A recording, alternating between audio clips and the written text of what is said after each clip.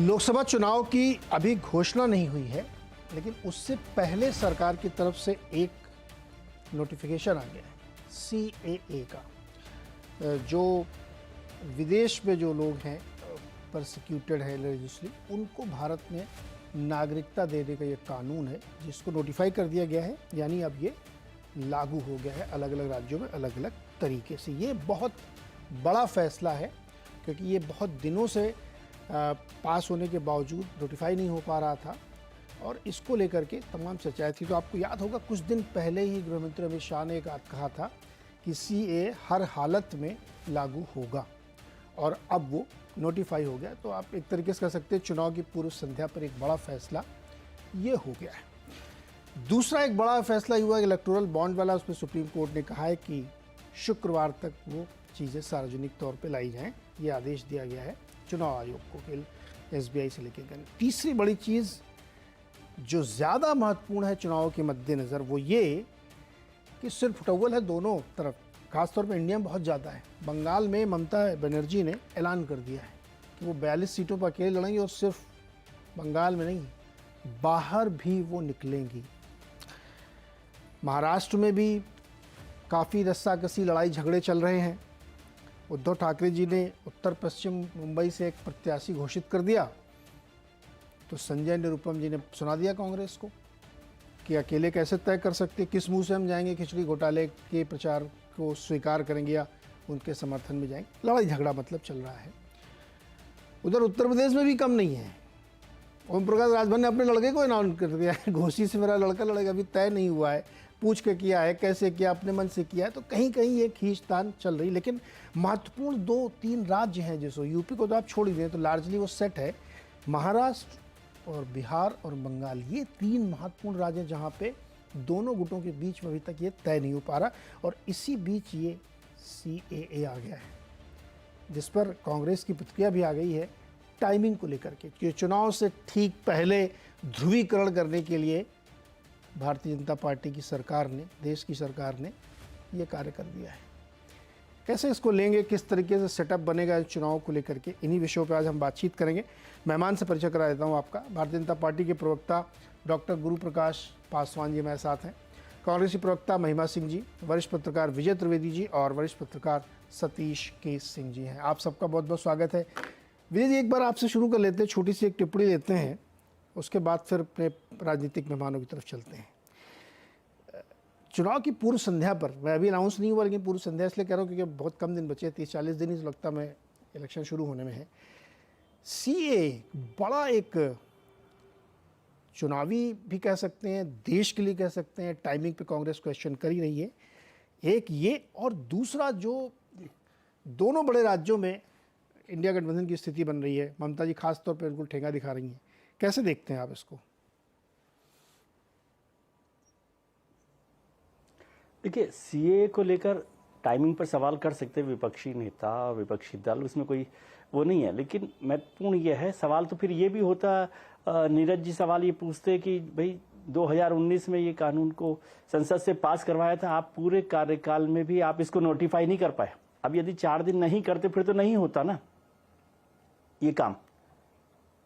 सवाल तो ये हो सकता है कि इतना लेट क्यों हुआ, क्यों नोटिफाई करने में इतनी परेशानी हुई, क्या वजह रही, या सरकार ने इस टाइमिंग को ध्यान रखा कि चुनावों से पहले किया जाए।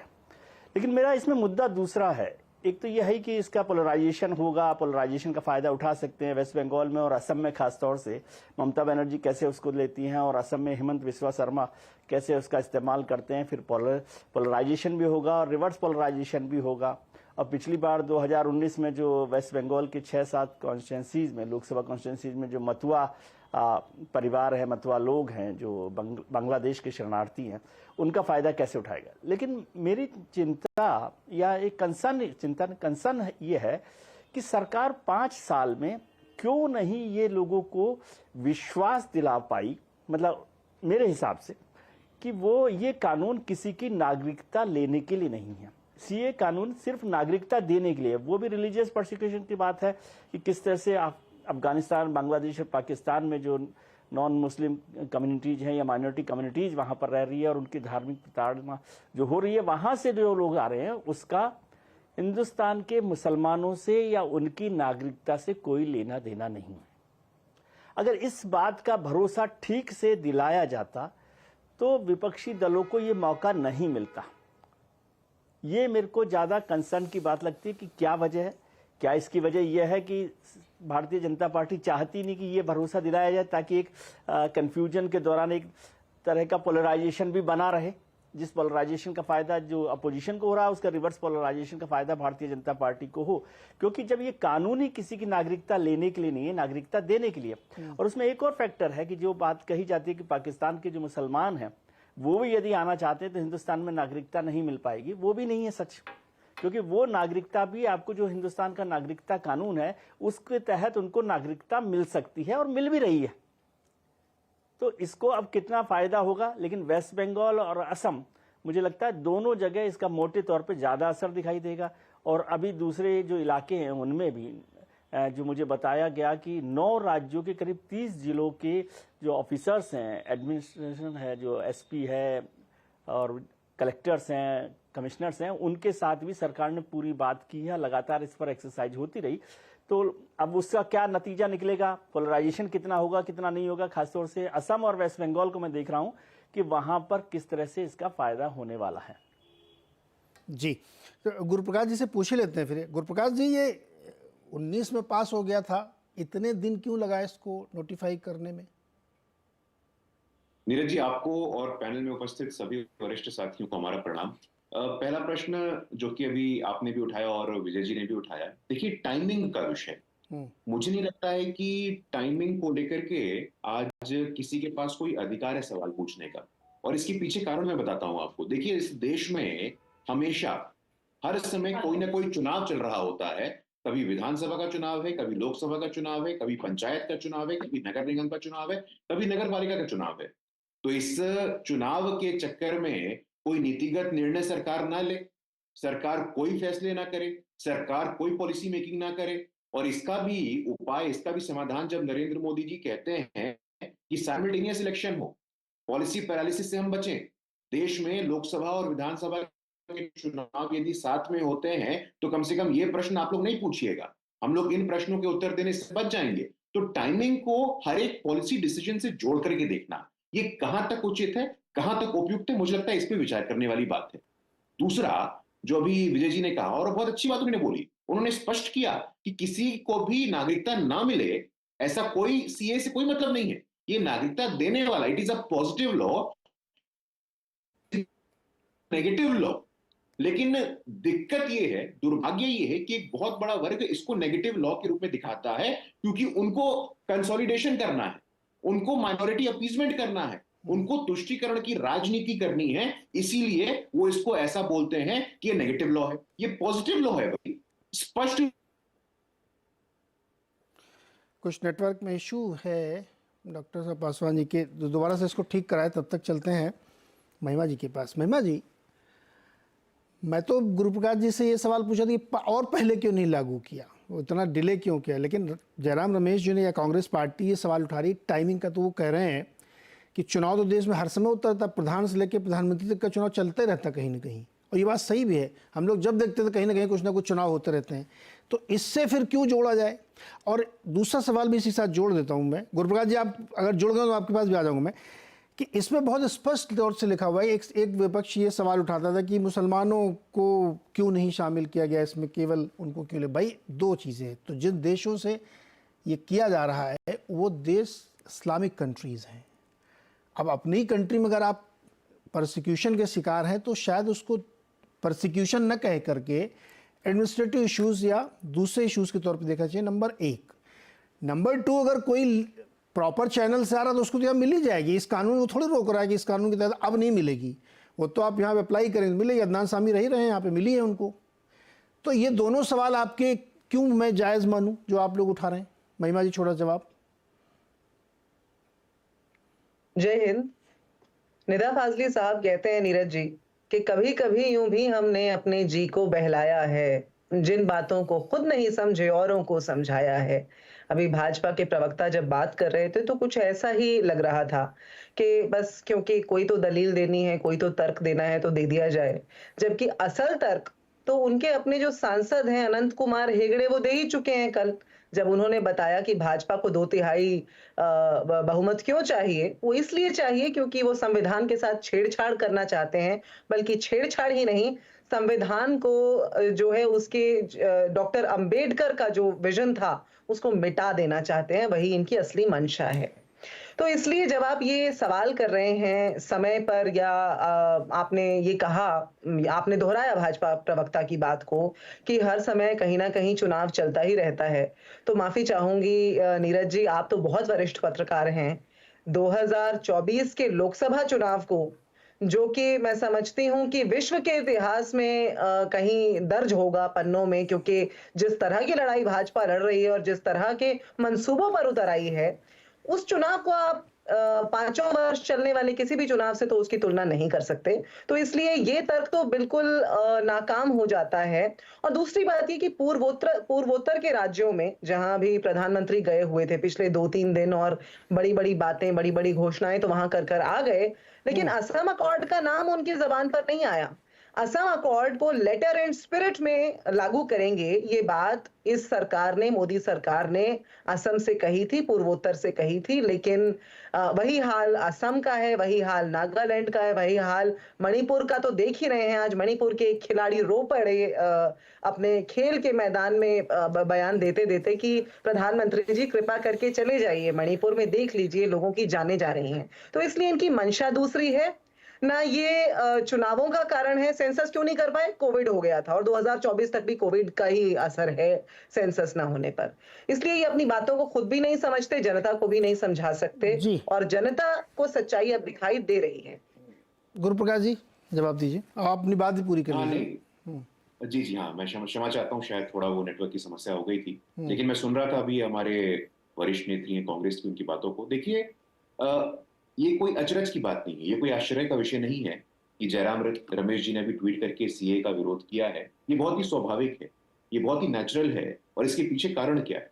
देखिए, कांग्रेस पार्टी एक फ्यूडल ऑर्गेनाइजेशन, कांग्रेस पार्टी एक शुद्ध रूप से सामंतवादी संगठन है। सीएए का सबसे बड़ा लाभार्थी कौन होगा?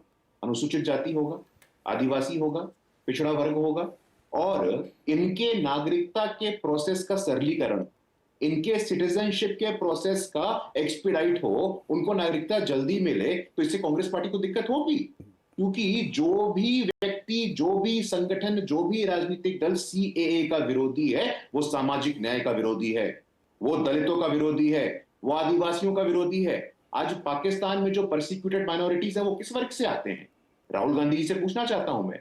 मेघवाल समाज के लोग, भील समाज के लोग, ओट समाज के लोग, यहाँ पे बहुत SC ST OBC SC ST OBC Rahul Gandhi ji करेंगे, लेकिन जब सत्ता बांटने की बात होगी तो उनको SC ST OBC की याद नहीं आएगी। जब पहली बार देश के इतिहास में नीरज जी संविधान के सर्वोच्च स्थान पे आदिवासी की बेटी जाएगी, तो इनके पार्टी के बड़े बड़े नेता उनको गाली देंगे, उनकी आलोचना करेंगे, उनके बारे में अपशब्द कहेंगे। तो ये दलित विरोधी चेहरा कांग्रेस पार्टी का सामने आता है, जयराम रमेश जी का सामने आता है कि अफगानिस्तान में, बांग्लादेश में, पाकिस्तान में जो परसिक्यूटेड माइनॉरिटीज, जिस पाकिस्तान में माइनॉरिटीज 30% थे, वो आज की तारीख में 3% बचे हैं। जिस बांग्लादेश में 27% थे, वो आज की तारीख में 2% बचे हैं। इंस्टीट्यूशनल वायलेंस, स्ट्रक्चर्ड ऑपरेशन, ये सारी की सारी हत्याएं, ये अत्याचार, ये अन्याय से उनको निजात दिलाने की हम चिंता कर रहे हैं। तो कांग्रेस पार्टी को यह बात नहीं बचेगी कि कांग्रेस पार्टी शुद्ध रूप से एक घोर दलित विरोधी, सामाजिक न्याय विरोधी संगठन है, और ये बात देश की जनता समझती है। और यही कारण है कि 2014 हो, 2019 हो, इनके सामंतवाद ने इनको यहां लाकर के खड़ा कर दिया है, और उनकी क्षमता दिखा दी है। महिमा जी, मुझे एक बार आप स्पष्ट करिए कि मूल विरोध क्या है आपका सीएए से? मैं इस बात पे उत्तर एक बार दे दूं नीरज जी, कि अभी सामंतवादी ये शब्द इस्तेमाल किया भाजपा के प्रवक्ता ने, और इसी सामंतवादी मानसिकता जो भाजपा की है उसका हवाला देकर कल हिसार के सांसद ब्रजेंद्र सिंह और आज चुरू के सांसद राहुल कसवा भाजपा छोड़ करके आ गए हैं। उन्होंने कहा ये किसान विरोधी मानसिकता वाली पार्टी है। मौजूदा सांसद, देखिए, ये लोग हमारे कार्यकर्ताओं को या हमारे पहले रह चुके नेताओं को ले जाकर के बहुत शेखियां बघारते हैं। इनकी पार्टी को छोड़ करके मौजूदा सांसद सांसद होने से इस्तीफा देकर के कांग्रेस के साथ इसलिए शामिल हुए कि भाजपा की मानसिकता उन्होंने बताया कि सामंतवादी है और किसान विरोधी है, गरीब विरोधी है। और आज यदि न्याय की बात कोई कर रहा है, आज राहुल कसवा जी ने यही कहा अपने बयान में कि आज न्याय की बात कोई कर रहा है, न्याय की यात्रा कर रहा है, तो वो राहुल गांधी हैं। तो इसलिए भाजपा की मानसिकता का तो अब हम सबके सामने कच्चा चिट्ठा खोल के इनके अपने सांसदों ने ही रख दिया, जो 10 वर्ष से भाजपा से सांसद थे। तो भाजपा बड़ी कॉन्फिडेंट दिखाई देती है, तो फिर क्यों सांसद आज चुनाव से चंद दिन पहले छोड़ करके जा रहे हैं और सामंतवादी मानसिकता की बात कर रहे हैं। लेकिन आपने बोला कि सीएए से हमें क्या आपत्ति है नीरज जी, आपने मुझसे पूछा। सिटीजनशिप के लिए या नागरिकता के लिए देश में कानून मौजूद था पहले से, उसके अंदर जिस तरह से संशोधन गया, इलेक्टोरल बॉन्ड्स के अंदर भी लाया गया था, उस पर आप आएंगे बाद में, लेकिन असंवैधानिक साबित हुआ ना वो। तो सीएए के ऊपर जिस तरह से इन्होंने संशोधन किया, जो इन्होंने जो भाजपा का तरीका ही है, बिना विचार विमर्श के, बिना सभी जो स्टेक होल्डर्स हैं उनको मेज पर बिठाए हुए, एक तरह से बड़े सामंतवादी मानसिकता जिसकी बात कर रहे थे, एक तरह से ऑटोक्रेसी वाले तरीके से, तानाशाही वाले तरीके से ये लोग उसको ले आए। तो हम समझते हैं कि सीएए जो लाया गया, पहली बात तो गैर जरूरी था क्योंकि देश में सिटीजनशिप का एक्ट ऑलरेडी था और एक नया उसमें संशोधन लाने की कोई आवश्यकता नहीं थी। और दूसरी बात ये कि इसमें बहुत सारे जो वर्ग हैं हमारे समाज के, उनकी अनदेखी की गई। और जैसा मैंने अभी असम अकॉर्ड का जिक्र किया, पूर्वोत्तर के राज्यों का जिक्र किया, अनदेखी की गई। गुरुप्रकाश जी, छोटा जवाब, फिर मैं सतीश जी के पास और विजय जी के पास जाऊंगा। नहीं नीरज जी, छोटा जवाब तो नहीं दूंगा, इतना लंबा। अरे बहुत लंबा नहीं है भाई, आप ही लोग 10-12 मिनट से बात कर रहे हो। अब बोलो। तो मौका दीजिए हमको, आप बोलते हैं और कहते हैं छोटा सा जवाब। नहीं, मैं उनको ही बोलता हूँ भाई। हाँ नहीं, राहुल कसवा हमारे बहन को याद है, ब्रिजेंद्र जी याद हैं, पूर्व मुख्यमंत्री भाई गुलाम नबी आजाद जी, हेमंत बिस्व शर्मा जी, आरपीएन सिंह जी, एक सांस में हम बोल नहीं पाएंगे, इतने आपके वरिष्ठ नेता हैं। और उनको कितना सफोकेशन होता था आपके यहाँ, वहां बोलने की जरूरत नहीं है। जहां तक चुनावों की बात है, चुनाव में आया राम गया राम की संस्कृति आज की नहीं है, ये आया राम गया राम की संस्कृति रहेगी। और ये बहुत ही इनसिग्निफिकेंट इशू है, यहाँ पे लाने की आवश्यकता नहीं है। जहां तक सीए की बात है, सीए पे मेरा बहुत ही साधारण सा प्रश्न है और ये प्रश्न का उत्तर भी आ गया। देखिए, इनको एलर्जी है, इनको एलर्जी होती है जब अति पिछड़ा गरीब का सामान्य परिवार का बेटा देश का ताकतवर प्रधानमंत्री बनता है। क्या बोले मनीषशंकर अय्यर, क्या ये कांग्रेस की बैठक में आके चाय बेचिए? क्या बोले लालू यादव अभी, जब द्रौपदी मुर्मू जी आदिवासी की बेटी संविधान के सर्वोच्च स्थान पे बैठती तो उनको दिक्कत होता है। तो लोगों को पता है, लोग जानते हैं इनके सामंतवादी मानसिकता को कि अफगानिस्तान, बांग्लादेश, पाकिस्तान में परसिक्यूटेड माइनॉरिटीज जो दलित आदिवासी अगर आ जाएंगे तो इनको दिक्कत होगी। जो आज इनको 40-42 सीटें आ रही हैं वो भी नहीं आएंगी। तो इसीलिए जो इनका असल चेहरा है, जो फ्यूडलिस्टिक चेहरा है, जो एरोगेंट चेहरा है, ये सीएए के विरोध से और स्पष्ट होता है। मैं आग्रह करूंगा आपसे, थोड़ा बाबा साहेब अम्बेडकर के विषय में भी पढ़ना चाहिए आपको कि बाबा साहेब अम्बेडकर ने क्या कहा था। मैं आग्रह करूंगा आपसे। गुरुप्रकाश जी, अब रुकिए, मंडल, अब रुकिए सर, योगेंद्रनाथ मंडल, एक मिनट मुझे उत्तर देने नहीं, अब उत्तर नहीं आने, नहीं देखिए 15 मिनट आप दोनों लोग सिर्फ चर्चा कर रहे थे। बिल्कुल छोटा सा नहीं, अब रुकिए महिमा जी, सेकंड राउंड में आप नोट करके रख लीजिए कि आपको क्या रिप्लाई करना है।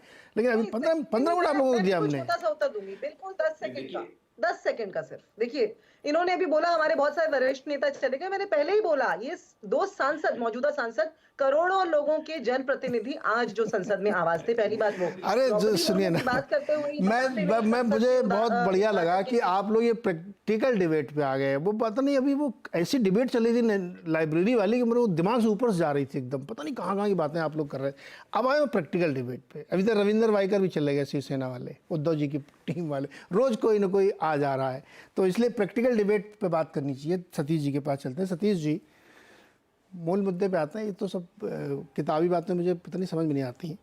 बंगाल में ममता जी ने कहा है कि मैं अकेले लड़ूंगी 42 सीट पर, उससे बाहर भी निकलूंगी, नंबर 1।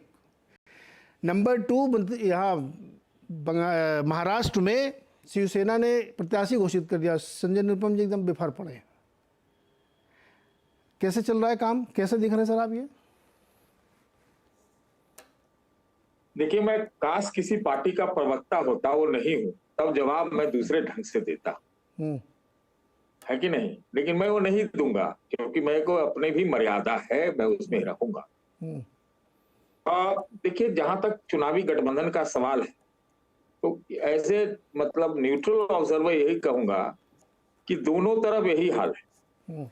मोटा मोटी अगर आप देखिए तो आया राम गया राम के मौसम में जितना आ गया अच्छा है, जितना चले गए वो थोड़ा सा ठीक ही है। वो तो मिला जुला के ऐसी है, दोनों पार्टी डोमिनेंट पार्टी है, एक किसी का सुनती नहीं है और एक जो है सिर्फ सुनाती है। तो ये तो आपका उत्तर हो गया मेरे हिसाब से। आपके शो पर मैंने बहुत पहले ही कहा था कि इन INDIA गठबंधन का टुकड़ा हो जाएगा, आप 2-3 हमारे बाइट निकाल लीजिए। तो वो तो पता ही है सबको, अपनी अपनी लगी हुई अपना अपना जमीन बचाने का। लेकिन आपके मूल विषय पर आते हैं नीरज जी, बांग्लादेश क्यों बना था, उसमें भारत की भूमिका क्या रही थी? देखिए, मैं मानता हूं कि देश की आबो हवा फिजा बदल दी गई है और ये जो आज जो हुआ है ये मैं मानता हूं ये असली हिंदुत्व यही है। मैं नहीं मानता हूं कि हिंदू सोशल ऑर्डर में कोई परिवर्तन जो है सत्ता का जो परिवार है उसने किया है। हिंदू सोशल ऑर्डर में गुरु प्रकाश जी को ज्यादा मानता है, उस पर वो बोलेंगे नहीं। तो सवाल ये है कि हम ये कैसे कह के दे रहे हैं कि ये जो आपको देना है, ये नागरिकता देनी है, वो SC ST और इन सबको देना है, वो तो एक पॉलिटिकल पॉइंट हासिल करने के लिए वो बोल रहे हैं, है कि नहीं? वो माइनॉरिटीज प्रोसिक्यूट हुए होंगे, ये मैं मानता हूं। तो माइनॉरिटीज में सिर्फ हिंदू ही माइनॉरिटीज, और इसलिए मैंने सवाल आपको बांग्लादेश का कहा। इसलिए मैंने कहा कि हिंदुत्व का एक्सटेंशन है, जिसको ये लोग कल्चरल नेशनलिज्म बोलते हैं, जो हिंदू राष्ट्र की तरफ ये बढ़ता हुआ कदम है, मैं ऐसा मानूंगा, ऐसा कहना चाहूंगा। और जाके चुनावी जहां तक बात है, तो चुनावी तो आप मान ही के चलिए, ये तो एक तरफा चुनाव होता ही जा रहा है। मैं नहीं मानता हूं कि INC के प्रवक्ता के पास कोई ठीक सा जवाब। ये बात हो गई, अब हम उससे आगे बढ़ गए। अब भारत जोड़ो यात्रा, भारत जोड़ो न्याय यात्रा वाले लोग क्या स्टैंड लेते हैं CAA पे, किस लेवल पे लेते हैं, ये भी देखने लायक बात रहेगी, ये बहुत देखने लायक बात रहेगी। ममता ने ले लिया, केरला की सरकार ने स्टैंड ले लिया, वो आप देख लीजिए। तो स्टैंड और चुनाव बहुत ये है। और जहां तक बात ये है, तो देखिए, हम एक संक्रमण काल से गुजर रहे हैं, और संक्रमण काल में जो है, जैसा कि लोग कहते भी हैं कि अवधारणा जो भारत के स्टेट का है, भारत का है, और जो हमारा पुराना संविधान है, हम लोग सनय या बहुत तेजी से कुछ न कुछ इसमें बदलाव, डेमोक्रेसी के प्रारूप में, संविधान के प्रारूप में, गवर्नेंस में, सिस्टम में, सब कुछ देखेंगे, एकदम तय है। तो ये हम चुनावी तो इसको मान ही नहीं रहे। हाँ, इतना जरूर कहूंगा एज अ न्यूट्रल ऑब्जर्वर कि मैं मानता हूं कि प्रोसिक्यूशन माइनॉरिटीज का हुआ है, वहां पे हुआ है, लेकिन हमें 2 चीजों का ध्यान रखना चाहिए और रखना चाहिए। मैं विकसित भारत का समर्थक हूं, लेकिन विकसित भारत का जो समर्थक होगा उसमें वो समेकित भारत का, इंटीग्रेटेड इंडिया की बात करेगा। इसमें समेकित भारत कैसे नहीं है? ये एक मिनट रुको सतीश जी, समेकित कैसे नहीं, मुझे ये बताओ, नहीं फिर गुरु प्रकाश जी से पूछूंगा, कैसे आपको लगता है ये समेकित नहीं है? देते आपको कैसे नहीं, मुझे हम बता देते हैं कैसे नहीं, बताइए। देखिए, समेकित का क्या मतलब होता है नीरज? समेकित का ये होता है कि हम सबका साथ, सबका विकास, सबका प्रयास लेके चले, और सब ये है। और उसका ये चीज वो है, उसमें हर कोई को विश्वास दिलाना पड़ेगा कि जैसा अभी कहा विजय जी ने, और जिस पर मोहर लगाया गुरु प्रकाश जी ने, कि आपको विश्वास लोगों में दिला देना होगा कि ये हम भारत की उन्नति और प्रगति के लिए ये सब कुछ कर रहे हैं, जो कुछ भी कर, ये आपको विश्वास दिलाना होगा। तो फिर विरोध नहीं होगा। ऐसे भी क्या कर लेंगे विरोध करके? कुछ नहीं कर सकते, ये तो पक्का है।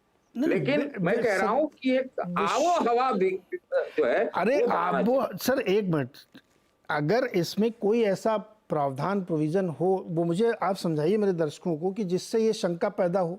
मैंने तो पहले ही सवाल उठाया कि इसमें घरेलू जो हमारे लोग हैं, किसी भी समुदाय, उनको क्यों चिंता करनी, मुझे ये समझ में नहीं आता। इस कानून में ऐसा क्या लिखा हुआ है? नहीं, आप नहीं कह रहे हैं कि ये जो अविश्वास पैदा कर दिया गया है, क्यों पैदा कर दिया गया? आप बिजनेस चैनल वाले हैं, आप हमसे बेहतर ज्यादा समझते हैं कि मैं क्या बोल। नहीं, मैं बेहतर इसीलिए पार्टी का प्रवक्ता हो जाऊंगा। ना सतीश जी ना, मैं ये मानते हुए कि आप एक एनालिस्ट के तौर पे कह रहे हैं, मैं इसीलिए कह रहा हूँ। मैं बोल रहा हूँ, अब आप चलिए, आप मुझसे आप अगर लार्जर डिबेट पे कहिएगा तो हम बोले कि ये बांग्लादेश क्यों बना था, आप जवाब दे दीजिए। नहीं, मैं क्यों दूं, आपसे पूछ रहा हूं मैं, आप जवाब दीजिए ना दर्शकों को। आप ही से बोला, इसी में उत्तर निहित है। नहीं, उत्तर नहीं है तो मैं खुल के बताइए क्या है। नहीं, खुल के बात करके मैं कोई ऐसा नहीं बोलना चाहता हूँ। देखिए, आप अगर पूछ रहे तो मैं बता देता हूँ। हाँ। एक बांग्लादेश में ये था कि ईस्टर्न पाकिस्तान का, वहां पर माइनॉरिटीज ही लोग थे वहां के, और उनको एक अलग क्लासिफिकेशन दे करके उनका प्रोसिक्यूशन हुआ, और इसको आधार बना के भारत ने ये वहां का जो मुक्ति वाहिनी का मूवमेंट हुआ उसको समर्थन दिया।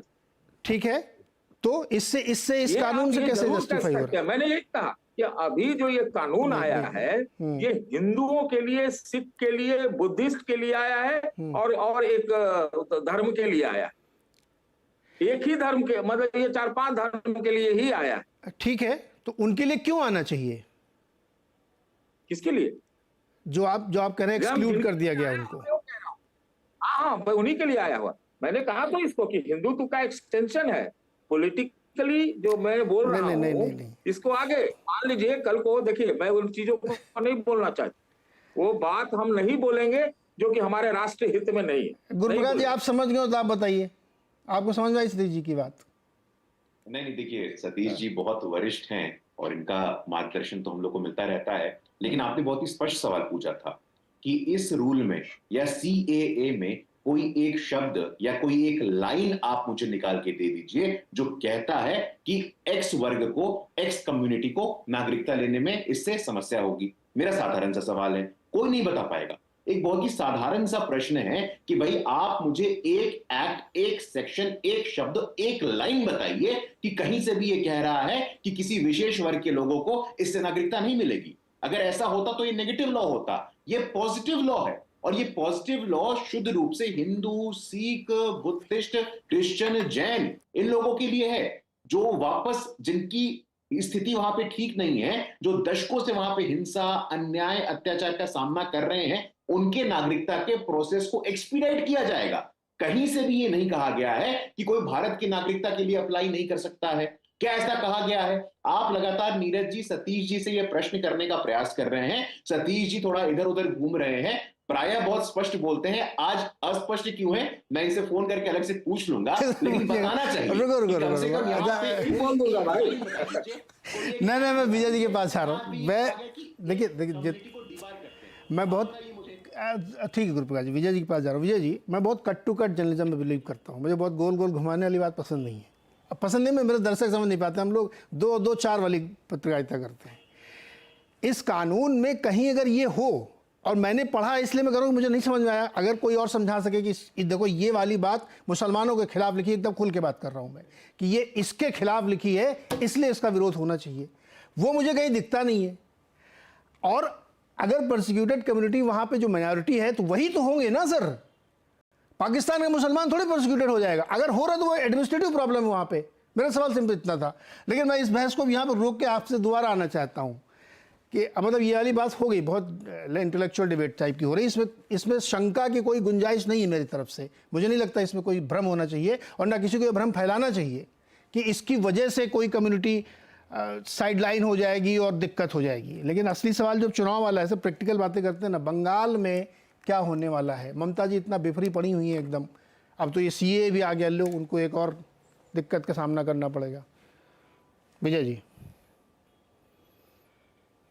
जी देखिए, सीए से ममता जी तो, बंगाल तो बहुत कॉम्प्लिकेटेड स्टेट भी है, और भारतीय जनता पार्टी के लिए जो 4 राज्य है, कर्नाटक, बिहार, महाराष्ट्र, बंगाल, उसमें पश्चिम बंगाल महत्वपूर्ण राज्य है, और भारतीय जनता पार्टी को लग रहा है कि वो वहाँ पर अपना नंबर बढ़ा सकती है। जबकि ममता जी इस लेवल तक पहुंची हैं उस लड़ाई में कि उन्होंने कांग्रेस, जिसके साथ इंडिया गठबंधन बना था, आप एक बार जिक्र करते हैं इसलिए मुझे याद आता है कि इंडिया गठबंधन बना हुआ है अभी, वैसे वेस्ट बंगाल में याद नहीं आता क्या, क्योंकि वहां 42 सीटों पर कांग्रेस ने जो है, कांग्रेस के खिलाफ तृणमूल कांग्रेस ने अपने कैंडिडेट खड़े कर दिए, और उसमें भी बहरामपुर जैसी सीट जहां पर विपक्ष के नेता अधीर रंजन चौधरी जो कांग्रेस के बड़े दिग्गज नेता माना जाते हैं और बहरामपुर पर उनकी बड़ी लंबी वो रही है ताकत, उसके बाद भी उन्होंने वहां भी खड़ा कर दिया, मालदा दक्षिण में भी खड़ा कर दिया और दोनों सीट पे माइनॉरिटी कैंडिडेट खड़े किए।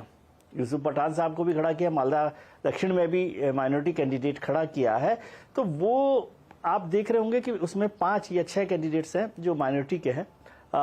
ममता जी का फोकस है माइनॉरिटी कैंडिडेट्स को और माइनॉरिटी वोट को पोलराइज करना। और गुरु प्रकाश जी जो सोच रहे हैं कि जिस तरह से सीएए से भारतीय जनता पार्टी को फायदा होगा असम में, उसी तरह से वेस्ट बंगाल में ममता जी इसको पोलराइज करके माइनॉरिटी वोट को कंसंट्रेट कर सकती हैं और पोलराइज करके अपने फायदे में उठा सकती हैं। और इसीलिए उन्होंने जो वोट ऐसा लग रहा था कि कांग्रेस के पास भी माइनॉरिटी वोट जा सकता है, उस वोट को भी वो अपनी तरफ लेकर आना चाहती हैं।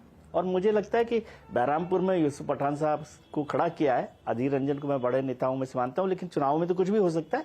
लेकिन पूरी कोशिश जिस तरह से वशीरहाट में भी ममता जी ने अपना कैंडिडेट बदला, नुसरत जहां के बाद लेकर आए एक और माइनॉरिटी कैंडिडेट को, तो वो पूरा फोकस उनका माइनॉरिटी कैंडिडेट पर है। अब भारतीय जनता पार्टी इस माइनॉरिटी पोलराइजेशन के खिलाफ क्या रिवर्स पोलराइजेशन कर सकती है, और उसी के लिए मुझे लगता है कि सीएए को चुनाव की पूर्व संध्या पर आज लाया गया। और जब चुनाव की ये जब फैसला हुआ सर, तो खबर चैनल्स पर तब आई है जब नोटिफिकेशन रिलीज हो गया। लेकिन मैं देख रहा था कि वहां पर एक गांव था बनगांव वेस्ट बंगाल में, वहां पर महिलाएं बहुत सजी दजी सी अपना बैंड बाजी के साथ उसी अनाउंसमेंट के साथ पूरा उत्सव मना रही थी।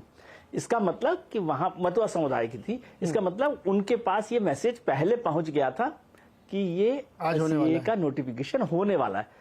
यानी भारतीय जनता पार्टी को नजर है कि कहां पर इसका फायदा उठाया जा सकता है। तो अब वेस्ट बंगाल की केवल स्थिति यह है कि ममता जी ज्यादा कोशिश करेंगी तो भारतीय जनता पार्टी उसको रिवर्स पोलराइजेशन के तौर पर कैसे एनकैश कर सकती है, कैसे आगे विजय जी एक सवाल और छोटा सा इसी में, क्योंकि बीजेपी को लग रहा है विजय जी अगर इसको मैं कैलकुलेटेड मूव मान लूं कि भाई ये बहुत सोच समझ के फैसला लिया गया है और उसका पोलराइजेशन वहाँ ज़बरदस्त होगा बंगाल में, इसमें कोई शक नहीं, जो कि वही सबसे प्रभावित इलाके हैं इसके। तो अभी तक की जो परिस्थिति बंगाल की है और ममता जी जिस तरह से इसको प्ले अप कर रही हैं, बीजेपी के पास क्या टूल है इसको रिवर्स करने के, या वो क्या वाकई इतना घनघोर इस बार होगा कि उसके परिणाम बदल जाएंगे? मुझे तो लगता है 18 वाला परिणाम बदलेगा इस बार।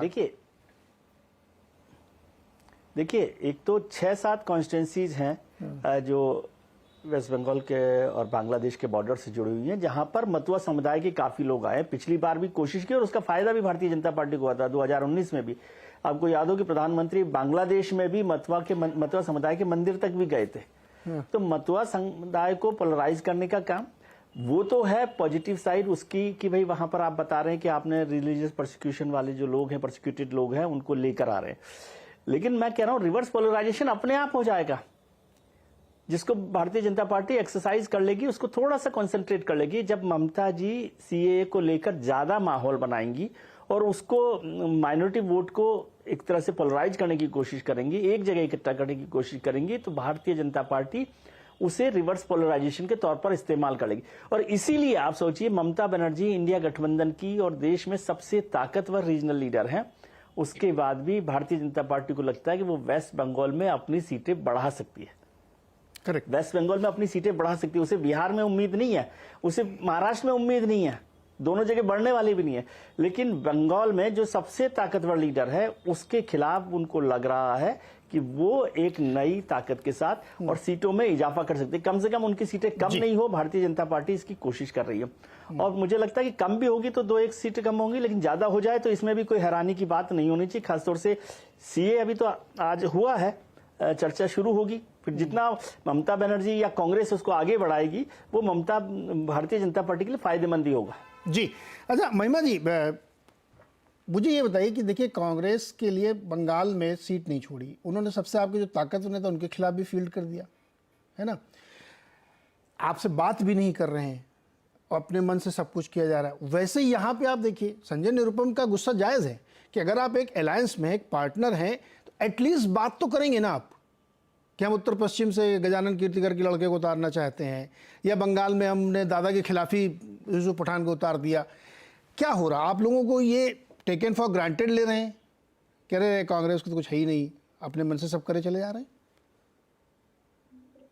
देखिए नीरज जी, एक इसमें मैं ये कहूंगी कि एक सरल सी बात ये है कि आज जितनी भी ताकतें जो भाजपा की तानाशाही से लड़ना चाहती हैं, जो एक साथ एक जैसा सोच रही हैं, एक मत है इस बात में कि आज संविधान खतरे में है, खास तौर से जब कल खुलासा हो ही गया भाजपा की असली मंशा का हेगड़े जी के बयान में।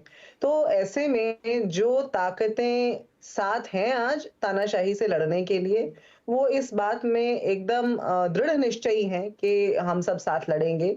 और यदि कहीं पर जो व्यक्तिगत महत्वाकांक्षाएं हैं या किसी और कारण से बात न कर पाने का जो माहौल बना है, वो जयराम रमेश जी ने भी इस बारे में कहा, आपने सुना ही होगा कि वो निश्चित तौर पर वो चिंताजनक तो है इस परिस्थिति में जहां पर भाजपा एक तरफ अपनी मनमानी इस देश में चलाती जा रही है। आप अभी जब सीएए की बात पर चर्चा महिमा जी कर रहे प्लीज सुनिए ना, मैं इधर उधर की बात नहीं, तो सीधे सीधे बताइए ना। मेरा सवाल ये था, इधर उधर की बात तो मैं बिल्कुल कर ही नहीं। आप ये कह रहे हैं कि सब लोग मिलके बीजेपी को हराने के लिए समान विचारधारा, कौन से बंगाल में है क्या साथ में? आपको पूछा भी नहीं। नीरज जी, अगर मैं इधर उधर की बात करती तो मैं ममता जी ऐसा क्यों कर रही हैं, आप ये बताइए। ममता जी ऐसा क्यों कर रही है, ये बताइए। सुनिए ना, अगर मैं इधर उधर की बात करती तो मैं AIADMK ने जो रिजेक्शन दिया है भाजपा को उसकी बात करती। उनकी बात में इनसे पूछूंगा ना, गुरु प्रकाश पासवान से। का जो चल रहा है एक मिनट महिमा जी सुनिए ना, महिमा जी एक मिनट मेरी बात सुन लीजिए, सवाल सुन लीजिए ना। ओम प्रकाश राजभर ने अपने लड़के को घोषित से प्रत्याशी अनाउंस कर दिया। अब इस सवाल का जवाब आप अच्छा देंगे कि गुरु प्रकाश पासवान देंगे? बंगाल के बाद मैं आपसे पूछूंगा कि गुरु प्रकाश पासवान से पूछूंगा। आप उनके खेमे में क्या हो रहा है वो मुझे पता है, मैंने पहले 10 बार बोला कम से कम। मैं आपसे पूछ रहा हूं कि आप कह रहे हैं ना समान विचारधारा के लोग मिल के लड़ेंगे और भाजपा को हराएंगे। कहां मिल के लड़ रहे हैं? आपस में लड़ रहे हैं आप लोग। देखिए सुनिए, पर एक बात है नीरज जी कि आपस में हम पहली बात तो आपस में नहीं लड़ रहे। हर व्यक्ति भाजपा के खिलाफ चुनाव लड़ रहा है, वो साथ आके लड़ रहा हो या किसी कारणवश अलग से भी लड़ रहा हो। आज हर व्यक्ति, हर नागरिक, हर जो भी विचारधारा है इस देश में, जिसको एक ही रंग में रंगने का प्रयास भाजपा कर रही है, वो त्रस्त है भाजपा के तरीकों से। तो ममता बनर्जी अकेले लड़े या जो है हमारे साथ गठबंधन में लड़े, ये तो तय है कि उनकी लड़ाई भाजपा से और हमारी भी लड़ाई भाजपा से है। तो इसलिए आप ये समझ सकते हैं कि जो लड़ाई है वो पुरजोर तरीके से भाजपा की तानाशाही के तरीकों के खिलाफ लड़ी जा रही है। किसी कारणवश यदि कहीं पर संवाद नहीं हो पा रहा है, देखिए हम भाजपा तो है नहीं जहां पर अंदर ही अंदर एकनाथ शिंदे और अजित पवार आपस में एक दूसरे के साथ भिड़ाते रहते हैं अपना जो माथा है, या चिराग पासवान एक तरफ बिहार में कुछ करते रहते हैं, हरियाणा के अंदर हम देखने जा रहे हैं अभी क्या होगा। तो चिंता की जो परिस्थिति है वो भाजपा की तरफ ज्यादा बनी हुई है। ठीक है, अब मुझे ब्रेक भी लेना है। एक 10 सेकंड वाला सवाल। बीजेपी के अधीर रंजन जी कहां से लड़ेंगे चुनाव, ये बताइए। दोबारा पूछिए। अधीर रंजन जी चुनाव कहां से लड़ेंगे? जब सूची जारी होगी तो सभी को मालूम चल जाएगा नीरज जी। ये तो मैं कैसे बताऊं, CEC घोषित करेगी तो सभी को मालूम चलेगा। अब देखिए आपने मेरे सवाल का जवाब दे दिया। मुझे एक छोटा सा ब्रेक। मैं कैसे दे सकती हूँ? मैं उस पोजीशन पे नहीं हूँ कि मैं आपके सवाल का जवाब दूं। जब मेरे पास सूचना आएगी तो मैं जरूर आपको दे दूंगी। आई एग्री महिमा जी, इसीलिए मैंने ये सवाल जानबूझ के रखा। आप मुझे मालूम कि आपके पास जवाब नहीं होगा। अभी गुरु प्रकाश पासवान थोड़ी बता देंगे घोषित कौन लड़ेगा। लेकिन मैंने ये सवाल इसलिए पूछा क्योंकि वहां पे टीएमसी ने अपना कैंडिडेट फील्ड कर दिया है। नहीं, ये कॉन्फ्लिक्ट है। सुन लीजिए, वो जहां से भी लड़ेंगे वो भाजपा को कड़ी टक्कर देंगे। अरे वो सब बात की बात नहीं, पहले तो टिकट भरेंगे, पर्चा भरेंगे, उसके बाद फाइट में आएंगे। पहले तो पर्चा भरने से ही पहले सरदर्द है। पठान जी आगे सामने से गुजरात से चल के बंगाल में चुनाव लड़ेंगे। छोटा सा एक ब्रेक के बाद चर्चा को आगे बढ़ाते हैं। पर फिर से आपका और चर्चा हो रही है आज कई सारे इश्यूज पे। आवाज़ अड्डा नाम इसीलिए इसमें बहुत सारे विषय में एक साथ शामिल कर पाते हैं। सतीश जी के पास बहुत देर से नहीं गया हूँ और गुरु प्रकाश जी जवाब देना चाहिए। गुरु प्रकाश जी छोटा जवाब दो, फिर मैं सतीश जी के पास जाता हूँ। छोटा जवाब दीजिएगा, मतलब छोटा इन द सेंस कि प्रिसाइज एकदम बताइए। नहीं, मुझे जवाब नहीं देना है, लेकिन अभी विजय जी की बातों को मैं सुन रहा था, और मटुआ समाज वो बार बार कह रहे हैं, मैं बस उसमें छोटा सा एडिशन करना चाहता हूँ कि मटुआ समाज दलित समाज है, मटुआ वहाँ शेड्यूल्ड कास्ट में आता है, और मटुआ समाज की महिलाएं, दलित समाज की महिलाएं इसका स्वागत कर रही हैं पश्चिम बंगाल में। ये बात स्पष्ट करना जरूरी है, क्योंकि आजकल प्रेस वार्ता में भी लोगों से पूछा जाता है कि आप ओबीसी हैं क्या, आप दलित हैं क्या, आप आदिवासी हैं क्या। तो मुझे लगता है कि बात मैं स्पष्ट कर दूं कि मटुआ को लेकर के, कि मटुआ समाज दलित समाज में आता है, और दलित समाज की महिलाओं ने इस नोटिफिकेशन का स्वागत किया, ये बोलना आवश्यक है। दूसरा, कांग्रेस के अभी प्रवक्ता कह रही थी कि संविधान खतरे में है। देखिए नीरज जी, ये एक ही जगह कैसेट फंस जाता है कई बार, तो कांग्रेस के लोगों का कैसेट फंस गया है, और बार बार मतलब एक स्क्रिप्ट आ गया है, संविधान खतरे में, संविधान खतरे में है। मुझे लगता है कि देश के स्वर्णिम इतिहास में 75 वर्षों में संविधान खतरे में सिर्फ एक बार आया है। सुप्रीम कोर्ट के जजों की नियुक्ति हो, state government, elected state government को 50 से अधिक बार बिल्कुल ही निष्कासित कर दिया गया हो, संविधान की बिल्कुल अवमानना करते हुए देश में आपातकाल लगाने की बात हो, हजारों की संख्या लोगों की नसबंदी करने की बात हो, डिमोलिशन करने की बात हो, तो मुझे लगता है कि संविधान और लोगों के अधिकार कब खतरे में अरे आए गुरु प्रकाश जी, देश के लोग भली भांति जानते हैं। गुरु प्रकाश जी, जरूरी था स्पष्ट करना, क्योंकि संविधान खतरे में नैरेटिव होता है। देखिए नीरज जी, बात ऐसी है कि ये डेल्यूजन कई बार फैलाया जाता है। बार बार आप कह रहे थे ना, या बताओ ये नेगेटिव प्रोविजन कहां है, तो भ्रम फैला के, झूठ बोल के ऐसा नैरेटिव खड़ा किया जाता है संविधान खतरे में है, मुसलमान को अलाउ नहीं होगा। अरे झूठ क्यों बोल रहे हो भाई, आप सच में बात करो ना, आप तथ्यों पे बात करो, आप तर्कों पे बात करो, हम आपका जवाब देने को तैयार हैं, लेकिन ये झूठ की राजनीति नहीं चलेगी नीरज जी, ऐसा नहीं होता है। नहीं, झूठ बोल करके सत्ता हासिल करना चाहोगे, ऐसा नहीं चलने देंगे। ये जी, ये तो मैं अपने डिबेट में कई बार कहता हूँ, लोकतंत्र की हत्या है, देश खतरे में, ये सब जो डिबेट नैरेटिव सुनाने का कोई मतलब नहीं। मेरे प्रैक्टिकल बात मुझे अच्छी लगती है। अच्छा आप ही बताओ ना प्रैक्टिकल, गुरु प्रकाश पासवान जी, महाराष्ट्र में सीट शेयरिंग क्यों नहीं हो पा रही? आप कह तो कोई झगड़ा ही नहीं है, बात का उत्तर देने दीजिएगा। एक मिनट माहिम जी, हाँ क्यों नहीं हो पा रही भाई यहाँ पे? नहीं, मैं बता रहा हूँ भाई, महाराष्ट्र भी बता रहा हूँ आपको, बिहार भी बताऊंगा। वो उधर जो राजभर जी ने वो घोषी में मंच से बोल दिया, वैसे तफरीम बोला है कि सीरियस है वो, क्या है वो? घोसी की बहुत चिंता है आपको नीरज जी, मुझे पता नहीं क्या आपका उसमें घोसी एक अच्छी, अरे मुझे चिंता, मुझे एक एक सीट की चिंता है सर, मेरा दिलचस्पी से मैं सीट के कैंडिडेट पे है, मुझे और किसी चीज में इंटरेस्ट नहीं है। हाँ बताइए। नहीं, अच्छी बात है कि भाई घोसी की चिंता आप करिए, लेकिन देखिए नीरज जी, बहुत ही स्वाभाविक होता है, बिहार में बहुत सारे स्टेक होल्डर्स हैं। बिहार में अरस्तवाई लोक जनशक्ति पार्टी भी 2 अलग अलग फैक्शन में है। अब चिराग जी की भी चिंता करनी है, पारस जी की भी चिंता करनी है, नीतीश जी की भी चिंता करनी है, मांझी जी की भी चिंता करनी है, उपेंद्र कुशवाहा जी की चिंता करनी है। तो सबकी चिंता हम लोग कर रहे हैं, अभी चर्चा हो रही है, संवाद हो रहा है। महाराष्ट्र में आइए, महाराष्ट्र में अजीत जी की चिंता करनी है हम लोगों को, अभी शिवसेना यूबीटी की चिंता करनी है, तो सबकी चिंता कर रहे हैं। और देखिए नीरज जी, आप भली भांति जानते हैं, आप पुराने पत्रकार हैं, गठबंधन धर्म कौन बोला था पहली बार? स्वर्गीय अटल बिहारी वाजपेयी जी, भारत रत्न अटल बिहारी वाजपेयी जी ने कहा था कि गठबंधन धर्म के समान होता है, कोलिशन धर्म होता है। अटल जी ने जो एनडीए 1 की सरकार चलाई थी, उसमें 26 ऐसे पॉलिटिकल पार्टीज थे। आप बिल्कुल, आप वो अच्छी भली बात जानते होंगे आप, कि उसमें करुणानिधि की पार्टी हो, अपने फारूक अब्दुल्ला जी की पार्टी हो, ममता दीदी की पार्टी हो, बहुत सारी पार्टी को हमने कोलिशन चलाया। जी गुरुप्रकाश जी, 40 हो गई, हमें आता है कोलिशन। अरे अब तो 40 हो गई सर। हाँ, तो सबको सम्मान नहीं है, 40 इधर और मैं ख्याल में 26-28 उधर होंगी। कितनी पार्टियां इस देश में, आप सोचो, सब चुनाव लड़ने के लिए तैयार हो, कितना भी निर्दलीय लड़ेंगे, जो संगठन नहीं, 70-80 तो पार्टी हो गई। अच्छी बात है ना, ये लोकतंत्र का विकेंद्रीकरण। नहीं सर प्लीज, इस पे मेरा एडिटोरियल टेक है। मैं इसको बहुत अच्छा नहीं मानता हूँ कि देश में 250 पार्टी चुनाव लड़ रही है। तो ये आपकी राय हो सकती है। नहीं, मेरी राय है, मैं नहीं करूँगा, आप इससे, कोई भी पत्रकार यहाँ बैठा हो इससे एग्री करे, मैं इससे बिल्कुल नहीं कर रहा हूँ। मेरी निजी राय है कि 500 पार्टी चुनाव लड़े, ये बहुत बड़ा लोकतंत्र का मजबूती का तकाजा है। I do not agree, please, ये मेरी राय है, आप इससे डिसएग्री कर सकते हैं। सतीश जी के पास जा रहा हूँ। 1 मिनट मुझे उत्तर देने दीजिएगा नीरज जी। मैं बहुत देर सतीश जी के पास गया नहीं हूँ, फिर आपके पास आता हूँ, आपके पास। सतीश जी ये बताइए, बंगाल में जो हुआ है कि एक स्ट्रेटजी भी तो हो सकती है कि अलग अलग लड़ो, वरना वो जो विरोधी वोट है सब भाजपा को चला जाएगा। ये बहुत सारे लोग थ्योरी देते हैं कि इसलिए कांग्रेस और ये लोग अलग अलग लड़ने का भी सोच सकते हैं। तो एक प्लान के तहत ऐसा किया हो, मान लो? नहीं, अरे भाई, इतना दिन से ये खुल के आपस में लड़ रहे हैं, तो क्या स्ट्रेटजी होगी? ये एक दूसरे को देखना ही नहीं चाहते।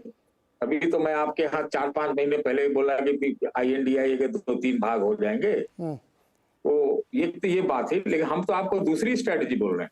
हाँ। मैं उस पर बहुत जोर से नहीं बोलूंगा, लेकिन तरीके से बोलूंगा। हाँ। मैं ये कहना चाह रहा हूँ, अगर बीजेपी की सीटें बंगाल में बढ़ जाएंगी तो मुझे नहीं लगता कि ममता जी को ज्यादा तकलीफ हो। क्यों? आप ध्यान से सुनिए मेरी बात। मैं ध्यान से सुन लिया, इसलिए मेरा सवाल है क्यों, मतलब आप कहना क्या चाह रहे हैं? हाँ हाँ, देखिए क्या है ना, उनको छोड़ दीजिए, राज्य चला रही है, चप्पल हवाई चप्पल पहन के ब्रिगेड ग्राउंड में सब रैली कर रही हैं, एकदम दीदी हैं वो दीदी, तो उनको वहां छोड़ दीजिए बंगाल में। बाकी क्या उनको, क्या कोई दिल्ली में प्रधानमंत्री के लिए उनके कोई जगह थोड़ी है ना, तो काहे के लिए बीजेपी से टेंशन लेंगी। ठीक है, अगर कोई बीजेपी की सीट बढ़िए जाता है, 400 मिशन पार और ये सब वगैरह वगैरह है, उनको कोई ज्यादा तकलीफ नहीं। और ऐसे भी देखिए तो आधा दर्जन से ज्यादा तो बड़े बड़े नेता जेल में है, चाहे पूछताछ में या कुछ में है, क्या फर्क पड़ता है, ज्यादा थोड़ा अच्छा ही रहेगा। तो एक बात तो ये रही। दूसरा जो है ना, अब क्या है, जब आप स्ट्रेटजी की ही बात करें तो मैं उसी पर हूं। क्या होगा, अब दो पार्टियां बंगाल में, अब तीसरी की तो कोई जगह ही नहीं नजर आ रही है। जो चीज 2022 के इलेक्शन में हुआ था, सेम स्थिति में हम आ गए हैं। लेकिन ये चुनाव दिल्ली का, ये चुनाव वहां का नहीं है, कलकत्ता का चुनाव नहीं है।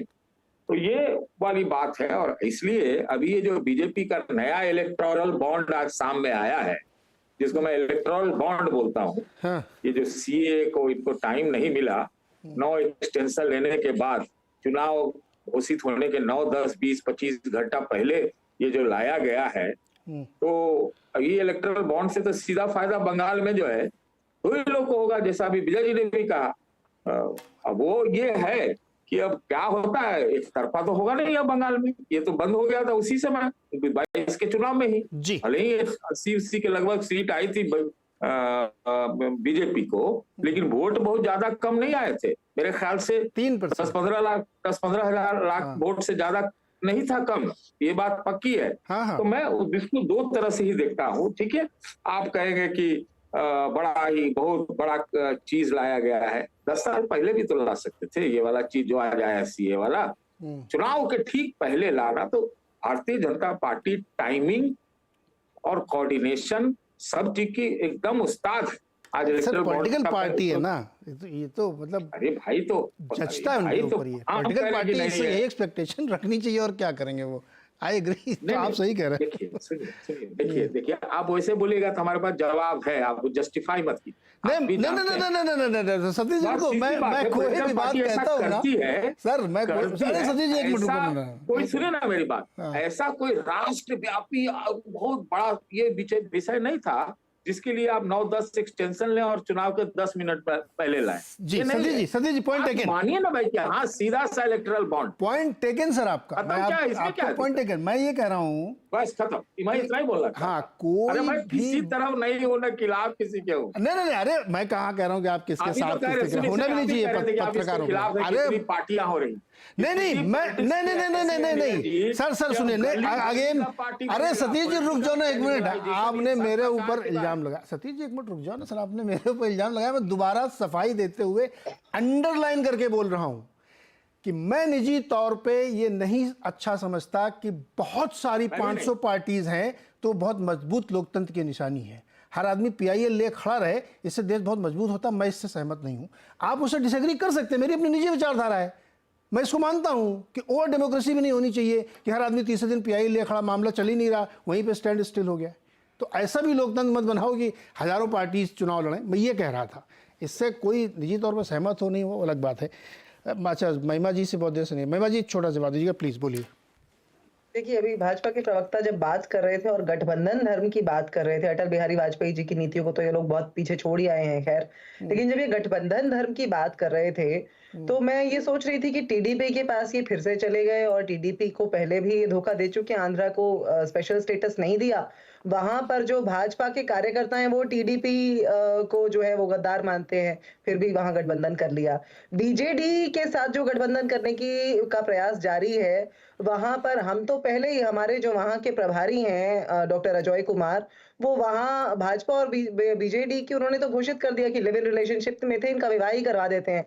तो वो भी वहां पर किया जा चुका है और वही अब सामने दिखाई दे रहा है होता हुआ। लेकिन भाजपा के जो कार्यकर्ता हैं वहां पर वो इस चिंता में हैं कि बीजेडी के खिलाफ एंटी इनकम्बेंसी है और इनके साथ अगर गठबंधन कर लिया तो भाजपा के कार्यकर्ताओं के ऊपर जो है मुसीबत आने वाली है। और 16 पार्टियां, नीरज जी गौर फरमाइएगा, जब से नरेंद्र मोदी जो है शीर्ष पर आए हैं भाजपा के अंदर और इस देश के प्रधानमंत्री बने हैं, तब से 16 पार्टियां भाजपा को छोड़कर चली गई। गठबंधन धर्म हमने जम्मू और कश्मीर अरे में मैम महिमा जी 40 जुड़ी है इस समय, वो 16 छोड़िए।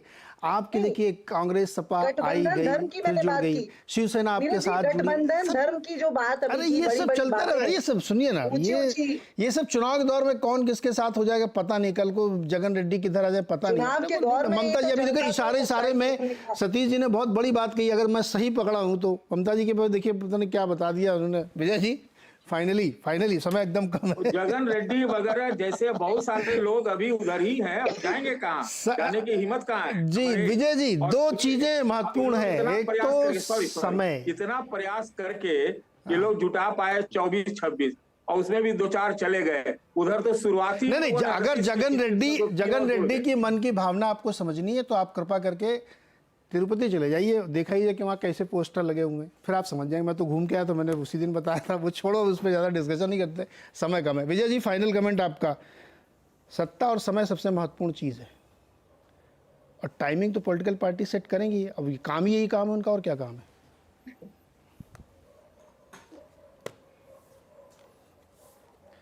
जी विजय जी आपसे कमेंट फाइनल। जी नीरज जी, बात यह है कि मुझे नहीं पता कि टाइमिंग आपने जैसे कहा बिल्कुल ठीक है, सब पॉलिटिकल पार्टीज अपने टाइमिंग को अपने हिसाब से सेट करती है, लेकिन मुझे ये नहीं पता था कि हम डिबेट में कुछ पार्टियों की या जिस भी पार्टी की जो स्ट्रेंथ होती है उसको नेगेटिव तरीके से देखते हैं। वो पॉलिटिकल टाइमिंग ये सब हम आलोचना कर सकते हैं, लेकिन वो उनकी स्ट्रेंथ है। अभी जो बात हो रही थी, अब मुझे परवाह नहीं है कि कांग्रेस के साथ कौन छोड़ रहा है, भारतीय जनता पार्टी के साथ कौन छोड़ रहा है, लेकिन मैं सोच रहा हूं कि भारतीय जनता पार्टी के खिलाफ लड़ाई लड़ने के लिए कांग्रेस को अपने लोगों के लिए तो लड़ना चाहिए ना। वेस्ट बंगाल में गठबंधन है कि नहीं, 2 सीटें तो कांग्रेस के पास थी ना, बहरामपुर और मालदा दक्षिण, उनके लिए तो वो लड़ सकते थे ना। वो इंडिया गठबंधन में क्या उनको लग रहा है कि अधीर रंजन उनके कमजोर कैंडिडेट है यूसुफ पठान के मुकाबले में? अब कांग्रेस बहरामपुर में अधीर रंजन साहब के लिए नहीं लड़ती है, भरूच में मुमताज पटेल के लिए नहीं लड़ती है, मुंबई में संजय निरुपम के लिए नहीं लड़ती है, फर्रुखाबाद में सलमान खुर्शीद के लिए नहीं लड़ती है। तो जब आप अपने लोगों के लिए नहीं लड़ेंगे तो किसी के खिलाफ कैसे मजबूत होकर लड़ेंगे, ये लड़ाई मुझे नहीं समझ में आ रही है। और भारतीय जनता पार्टी तो अभी थोड़ा सा ज्यादा हवा में है। गुरु प्रकाश जी को लगता है कि जो भी इधर आ गया ना हम जीत ही जाएंगे। जब वो राहुल कसबा जाते हैं या ब्रजेंद्र सिंह जाते हैं, उनकी भी चिंता करनी चाहिए। और उससे भी ज्यादा चिंता जो मुझे संगठन में कई लोगों से चर्चा होती है कि जितने लोग बाहरी लोगों को आप सीए लाके घुसपैठियों को बांग्लादेश से तो रोक रहे हो, अपनी पार्टी में जो दूसरी पार्टियों की घुसपैठिए आ रहे हैं उससे संगठन में ये चिंता हो रही है कि जो 25-25 साल से काम कर रहे हैं, जिनको मौका मिलना चाहिए था, उन्हें आप मौका नहीं दे रहे। ना लोकसभा चुनाव का, राज्यसभा में तो खैर आपने रिजर्व ही कर दिया सीट दूसरे लोगों के लिए, दूसरी पार्टियों के लिए। तो ये सारे ऐसा घालमेल चल रहा है और चुनाव का वक्त है, अभी सबका आना जाना चल रहा है, ट्रेन जो है तेजी से चल रही है, किसी भी स्टेशन पर उतर जाता है कोई भी पैसेंजर। अभी ये आपने सही कहा, आपको पता होगा शाम तक तो मेरे ख्याल से कांग्रेस में ही थे, तो उनके लड़ाई को कैसे रुके विजय जी, समय समाप्त हो रहा है, चुनाव का समय है, आना जाना चल रहा है, खूब सभी चल रहा है। लेकिन ये बात जो आपने रखी है ना कि भाजपा को इस बारे में सोचना चाहिए कि भाई मतलब बहुत सारे लोग चले आ रहे हैं, आप मतलब एकदम खुला दरबार है,